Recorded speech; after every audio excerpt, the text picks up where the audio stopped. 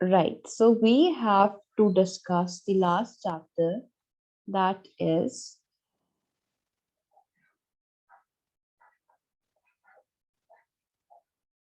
complex numbers. Okay. Obviously, we just have 10 minutes, so we are not going to discuss a lot, but just the basic idea. So, in maths, so far, you have been doing different types of calculations, right?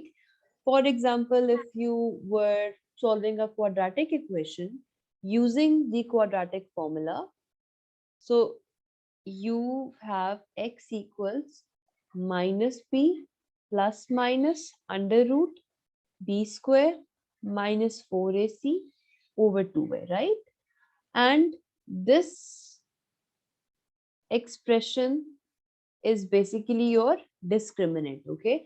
And we used to say that when b square minus 4ac is less than 0, we used to write no real solution.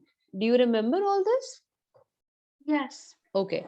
So this is the origin of complex numbers. Whenever in past you had under root with a negative number, let's say minus 49, you used to conclude no solution or no real solution and stuff like that. Okay. Now you will Yes. see how we will work with this in complex numbers. And this is why complex numbers were um, made, just so our calculations doesn't stop because of this limitation. So we are saying that, let's say if we have under root minus 49, can I think of it this way, that I have minus 1 into 49 Yes. and this is minus 1 into under root 49? It is a property of radicals that you can, this and this are equal. You just take out your calculator and check this out. 6 into 6. So for this, you have under root 6 into under root 6. Okay. So under root 36, the answer of this is 6. Just multiply these two. Even you can see it from here as well. Under root 6 into under root 6 is 6, right? Yes. So it is a property of radicals that you can do it this way. Okay, so again, we don't have to lose track. You know that we can write it this way. We can write this way. Okay. Now under root 49 is clear. We can write 7. Now the problem is in this part only, right? This is the problem. And for this, we have our expression, that is iota. So this is what a complex number is. Okay, in complex numbers, I7. sorry, It's I7.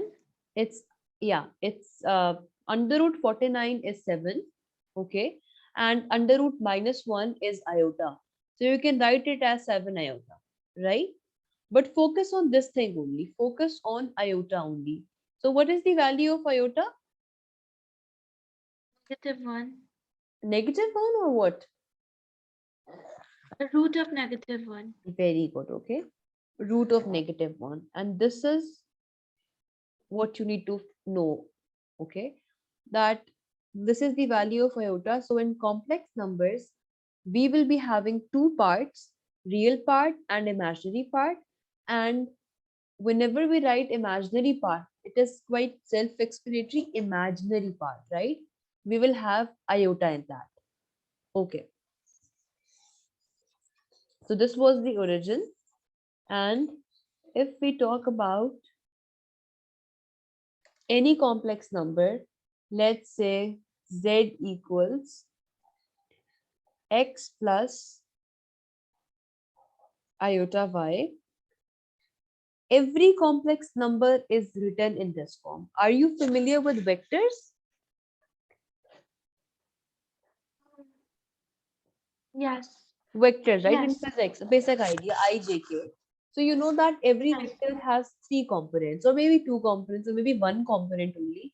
But this is how we write it, right? So in every complex number, you have this part and this part. This part is your real part, and this part is your imaginary part. So if I give you some quick examples of complex numbers, we have z equals 2 plus, and don't get confused, okay? You can write this way as well, okay? Like it is correct, iota y or y iota. So 4 iota, and you can get z equals 2 plus 8 iota, z equals 1 minus 2 iota, z equals 10 plus 20 iota, right? So all these are examples of complex numbers. And why are these complex numbers? Because we have iota in it, okay? We have iota in it. And this is the real part, this is the imaginary part. This is the real part, this is the imaginary part. Real part, imaginary part. Real part, imaginary part, right? So this is how we write complex numbers. And every complex number has two parts, real part and imaginary part, right? Are you clear? Yes. Okay. So, right.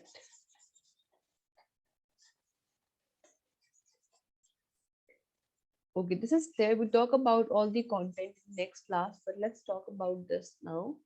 Okay. So if iota equals under root minus 1, what would be iota square? I have to square this.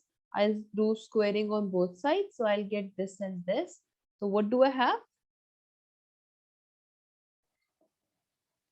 Iota square is minus 1, right? Yes. So this Yes. is important. Just know that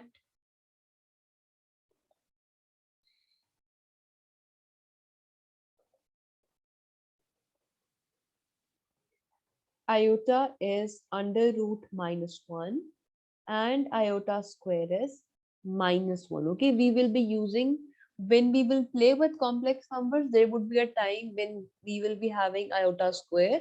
So at that time, we will use minus 1 instead of iota square. Okay, because this is what we have, right? Okay, is it clear? Yes. Anything which you would like to ask?